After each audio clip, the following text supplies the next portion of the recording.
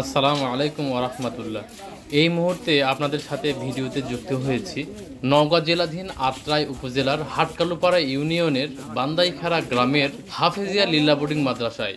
এখানে আপনারা দেখতে পাচ্ছেন বাংলাদেশ জামাতে ইসলামীর পক্ষ থেকে কিছু শীত বস্ত্র মাদ্রাসার ছাত্রদের মাঝে বিতরণ করা হচ্ছে। এ সময় উপস্থিত ছিলেন হাটকালুপাড়া ইউনিয়ন আমির মোহাম্মদ হাসান আলী এবং আরও অন্যান্য সম্মানিত ব্যক্তিবর্গ। সকল প্রশংসা সেই মহান মাহবুদের জন্য যারা শেষ মেহরবানিতে বাংলাদেশ জামাত ইসলামী হাটকালুপাড়া ইউনিয়ন শাখা কর্তৃক আয়োজিত এই কম্বল বিতরণ অনুষ্ঠানে জেলা তারা আমাদেরকে উপস্থিত হওয়ার তৌফিক এনায়েত করলেন, তার সঙ্গে শুকরিয়া জ্ঞাপন করি। সবাই বলেন আলহামদুলিল্লাহ। দরুদ ও তাসলিমাত বর্ষিত হোক মানবতার মহান নেতা ও শিক্ষক জনাব মুহাম্মদ রাসূলুল্লাহ সাল্লাল্লাহু আলাইহি ওয়াসাল্লাম। সম্মানিত উপস্থিতি, এ পর্যায়ে আপনাদের সামনে সংক্ষিপ্ত পরিসরে কিছু কথা বলার জন্য আহ্বান করতেছি বাংলাদেশ জামাত ইসলামী হাটকালুপাড়া ইউনিয়ন শাখার সম্মানিত নায়েবে আমির ভাই মোহাম্মদ শওকত হোসেন।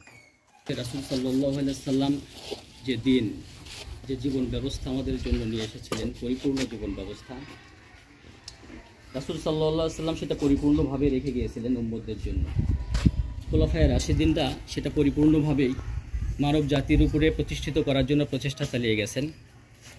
ইতিহাস বলে যে খোলাফায়ে রাশিদিনের পরে উমাইয়া খেলাফত এটা বলা যায় না, এটা বাদশাহী সালতানাত, উমাইয়া সালতানাত এবং আব্বাসিয়া সালতানাতের আমলে এই বাদশাহরা তারা রাজনীতিকে এমন এক পর্যায়ে নিয়ে গেছিল যে ধর্মীয় নেতারা আলেম ওলামারা বাধ্য হয়ে রাজনীতি থেকে ধর্মকে আলাদা করে ফেলেছিল। আজকে কিন্তু আমাদের সমাজে, আজকে এই পৃথিবীতে মুসলিম উম্মার মধ্যে কিন্তু এই সিলসিলাটাই জারি আছে, রাজনীতি আলাদা, ধর্ম আলাদা। কিন্তু রাসূল সাল্লাল্লাহু আলাইহি ওয়াসাল্লাম কিন্তু এইভাবে রেখে যায়নি।